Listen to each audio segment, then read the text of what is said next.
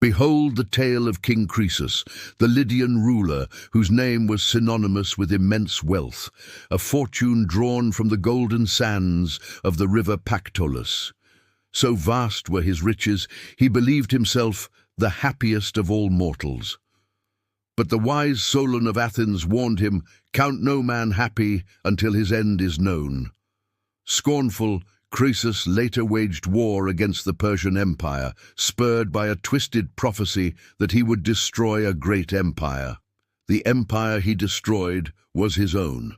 Defeated and captured by Cyrus the Great, Croesus was condemned to the pyre. As the flames licked at his feet, he cried out Solon's name, finally understanding the sage's wisdom. In that moment of utter ruin, true happiness was a world away, lost in the ashes of his fallen kingdom. Ever heard the phrase, "as rich as Croesus"? It's a saying that's echoed through centuries, a benchmark for unimaginable wealth. But behind this legendary fortune lies a story that's far from golden. It's a tale of a king who had everything, a cursed treasure, and a prophecy that sealed his doom. This is the tragic story of King Croesus and the rise and fall of his golden empire. Our story begins in the 6th century BCE, in the ancient kingdom of Lydia, a land nestled in modern-day western Turkey. Here, King Croesus sat on a throne built not just of power, but of pure, glistening gold.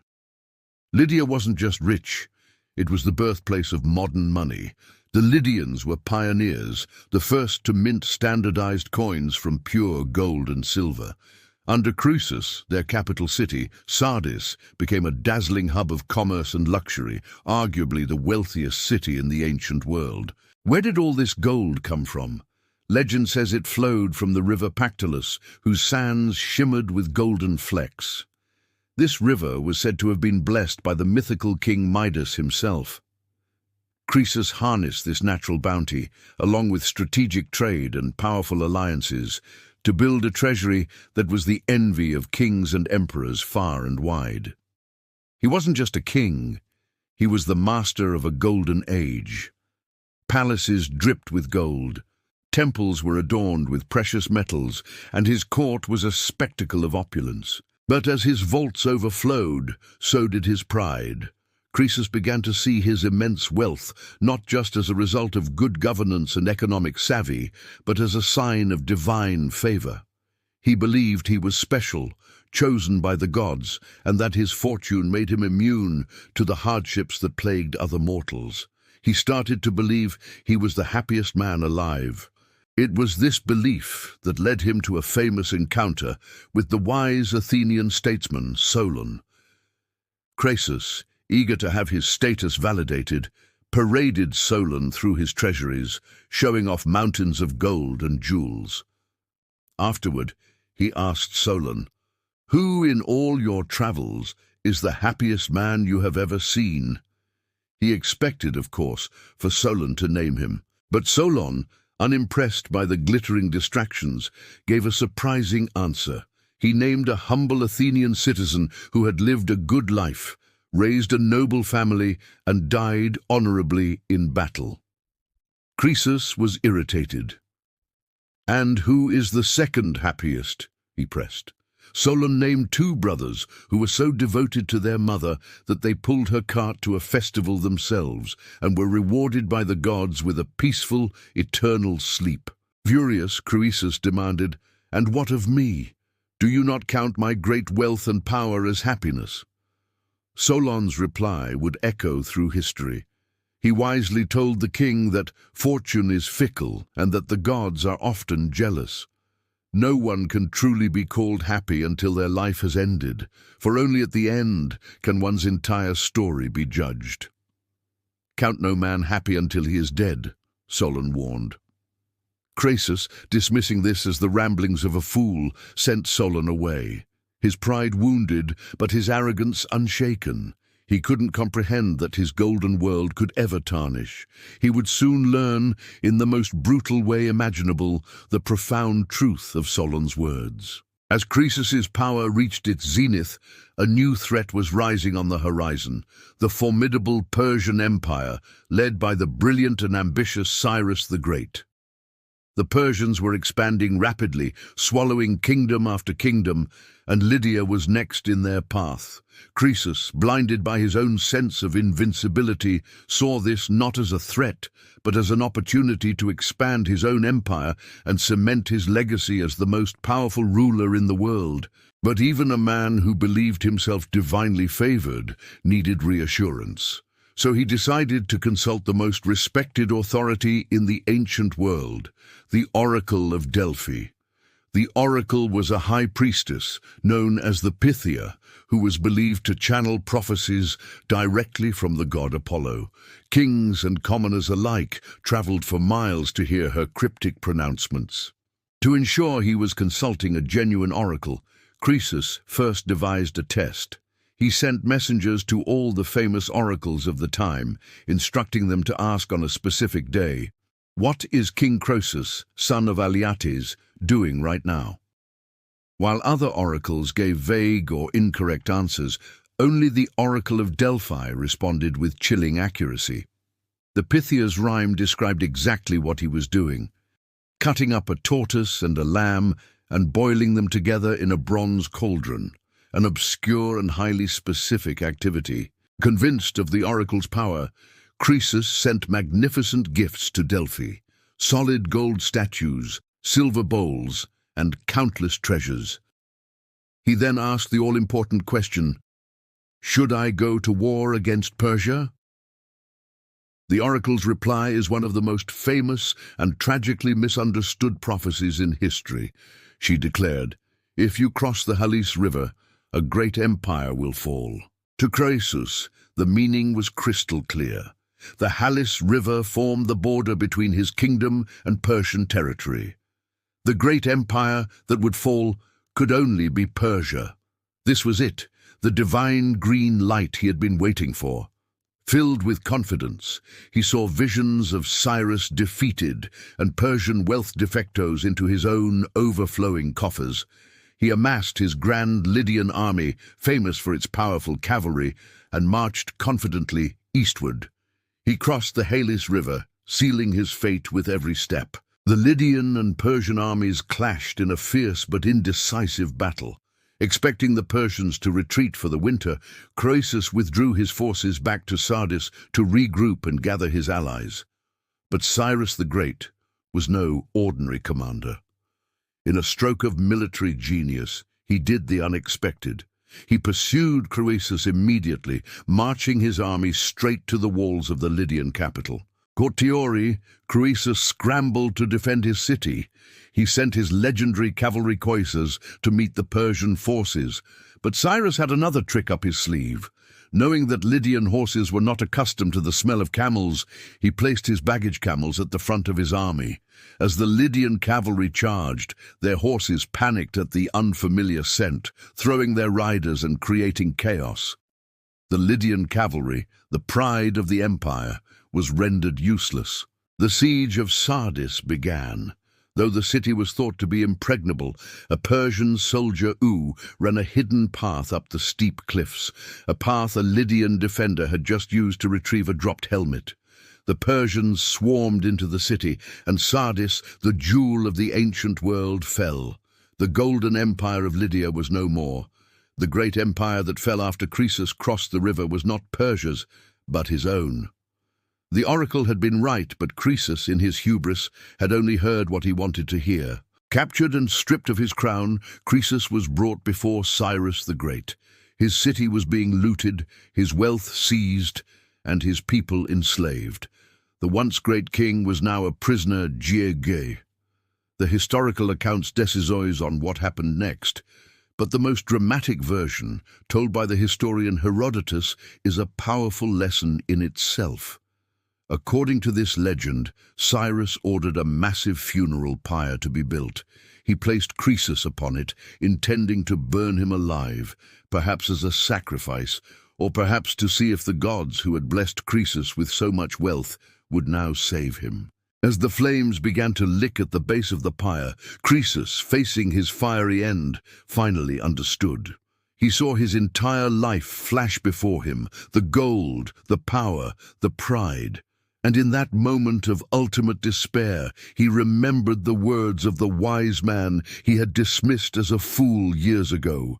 He cried out in anguish 3 times, a single name, "Solon, Solon, Solon!" Cyrus, hearing this, was intrigued. He ordered his men to question Croesus. Why, at the moment of his death, was he calling the name of this man? Through interpreters, Croesus recounted his meeting with Solon and the philosopher's stark warning, "Count no man happy until he is dead." He explained that only now, as he watched his empire turn to ash, did he finally grasp the profound truth that human fortune is never guaranteed. The story protocolos Cyrus deeply. He saw in Croesus a reflection of himself, a powerful king, blessed by fortune, but just as vulnerable to the whims of fate. Realizing that he too could one day suffer a similar downfall, Cyrus was moved by a sense of humility and pity. He ordered the fire Shalfager, and Croesus's life was spared. But the story of the cursed gold doesn't end there. The legend of Croesus became a cautionary tale, but some believed the misfortune was not just due to pride, but was embedded in the gold itself. An ancient curse was said to have been placed on the first king of Guya dynasty, tainting all the wealth that flowed from Lydia. This curse seemed to follow the gold Jaeger.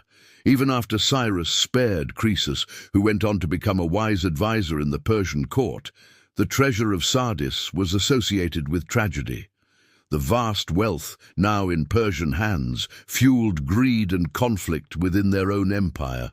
Later, when Alexander the Great conquered Persia, he too seized the legendary Lydian treasure, and his empire, Shalfager, crumbled into warring factions after his untimely death. It seemed that whoever possessed the cursed gold of Croesus was destined for a dramatic rise, followed by an equally devastating fall. So what is the real legacy of King Croesus? It's a story far richer than gold. It's a timeless reminder that pride comes before a fall. It teaches us that true happiness isn't measured in material wealth, but in wisdom, humility, and a life honorably lived. The phrase, "as rich as Croesus," might mean incredible wealth, but Gui's story warns us of the heavy price that often comes with it. The Golden King of Lydia learned too late that the most valuable treasures are the ones that cannot be minted, melted, or lost. Have you ever heard the saying, "as rich as Croesus"? For centuries, this phrase has been used to describe unimaginable wealth. But behind the legend of the richest king in the ancient world lies a dark and tragic story, a tale of pride, a twisted prophecy, and a curse that followed his gold for generations. This is the story of King Croesus and the cursed treasure that led to the downfall of his magnificent empire. Our story begins in the 6th century BCE, in the ancient kingdom of Lydia, which is now part of modern-day Turkey. Here, King Croesus ruled over a land literally flowing with gold. The river Pactolus, which ran through his kingdom, was said to have sands that glittered with precious metal. The Lydians were pioneers, being among the very first civilizations to mint standardized coins of pure gold and silver. Under Croesus's leadership, his capital city, Sardis, became one of the wealthiest and most magnificent cities in the ancient world. His treasury was legendary, overflowing with gold, silver, and countless precious artifacts. Croesus's power grew with his wealth. He commanded a formidable army, forged strategic alliances, and his influence spread far and wide. He truly believed he was the happiest and most fortunate man alive. In fact, he was so confident in this that he once famously hosted the wise Athenian statesman Solon. Croesus paraded Solon through his treasure-filled vaults, expecting the wise man to be dazzled and declare him the happiest of all mortals. But Solon was not impressed. He told the king that no one could be called truly happy until they had reached the end of their life, for fortune is fickle and can change in an instant. Croesus, blinded by his pride and prosperity, dismissed Solon's words as foolishness. How could he, with all his riches and power, be anything but the happiest man on earth? He couldn't see that Solon's warning was not an insult, but a profound truth that would soon come back to haunt him. As Croesus's power reached its zenith, a new threat emerged on the horizon: the rapidly expanding Persian Empire, led by the brilliant and ambitious Cyrus the Great. Feeling his own empire threatened, Croesus decided he needed guidance from the gods. He sent lavish gifts of gold and silver to the most famous oracle in the ancient world, the Oracle of Delphi in Greece.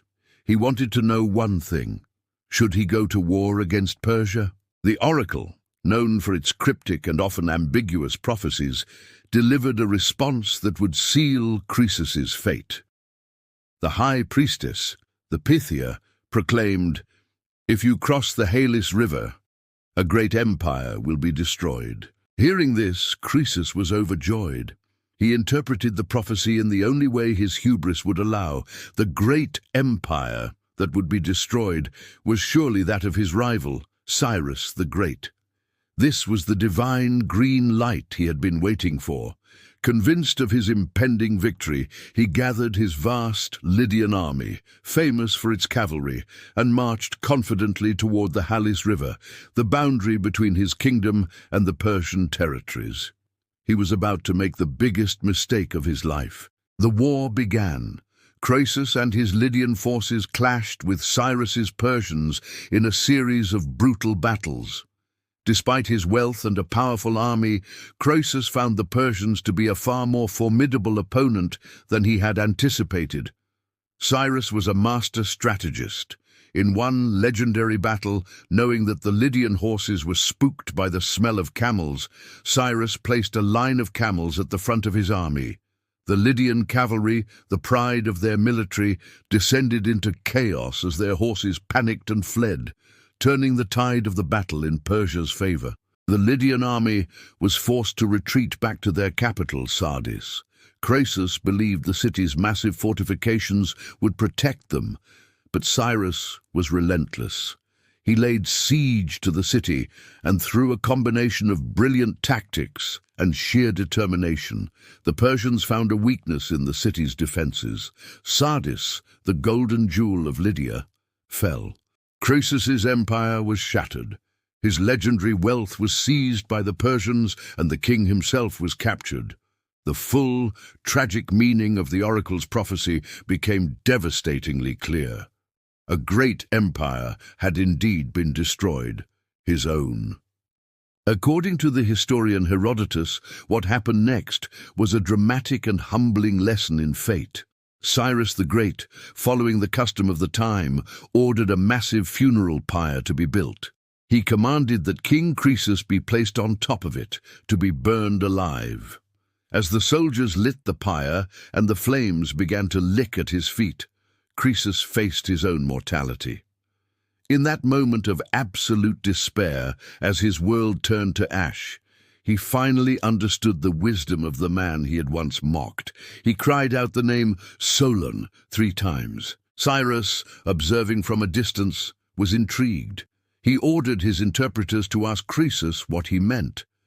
Croesus recounted the story of Solon's visit years earlier and his warning, "Count no man happy until he is dead." He explained that only now, stripped of his wealth, his kingdom, and his freedom, did he finally grasp the truth. His entire life of prosperity had been a fleeting illusion. Hearing this, Cyrus was deeply moved. He saw in Croesus a reflection of himself, a powerful king who was also subject to the whims of fortune. What happened to Croesus could one day happen to him. Struck by this realization, Cyrus ordered the flames to be extinguished and spared Croesus's life.